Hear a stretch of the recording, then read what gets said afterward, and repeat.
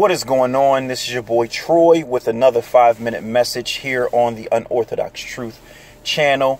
And the topic of today's message is benevolence. Whoa, a word that you don't hear in many churches nowadays, or a lot of churches don't actually respect the true meaning of benevolence. Like, remember back in the day where churches had like a benevolence fund? And that fund was supposedly housed to help individuals. And it still may exist in a lot of churches today. But, you know, being in ministry for so long, for many, many years, I haven't really heard of it that often, or it being utilized that often. And again, I'm speaking from my experience. You may differ because in your area it may be. But in my area, and I'm only speaking from experience here and what I'm being led to speak on. So benevolence. And let's start with the meaning. The meaning of benevolence is the desire to do good to others, goodwill, and it says charitableness. OK, and I got that from dictionary.com. You may look it up in Webster or another form of dictionary, but I'm pretty much the meanings are very, very, very, very similar. So with that being said, the desire to do goodwill to others, goodwill and charitableness, benevolence. A lot of churches, again, as I stated in the beginning, have a benevolence fund. That fund is supposedly, or the funds in that fund is supposedly allocated towards people who come across hard times. Right. So here is my spin and what I want you to think about regarding this message of benevolence. Now, the church, you know, they ask for tithe, they ask for offering, they do fundraisers in order to raise money, in order to take care of things in the ministry, right? So with that being said, we tend to ask the people, for those of us that are in ministry, for money so that way the ministry can function and can be funded.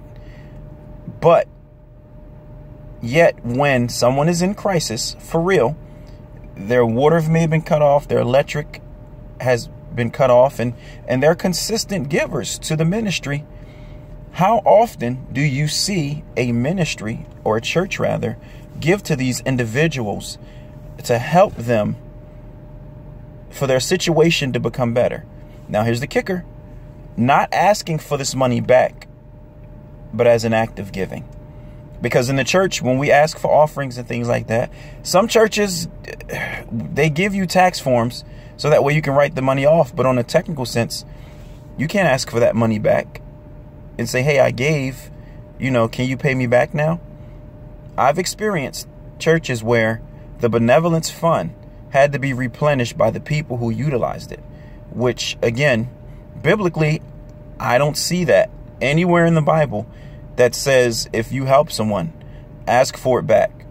Now, I do hear and read about how borrowing, lending and borrowing and owing someone money, but that's you putting yourself in that position. You know, you doing that, you borrowing, that's different. And yes, you should pay that back if you're borrowing. But what happened to giving? Giving and borrowing are two different things. They're not synonyms. But we at the church, we treat them like they're synonyms. And especially when it comes to benevolence and giving to people, we expect the church to be run and keep in order. However, what are we doing for the people that need? Isn't it told in the Bible that we should give? It says give, right? According to 2 Corinthians 9:7, it says each of you should give what you have decided in your heart to give, not reluctantly or under compulsion. For God loves a cheerful giver, right? So it's saying give when you made up what it is you're going to give in your heart. Don't be reluctant and take it back, but still give it. But also don't give under force.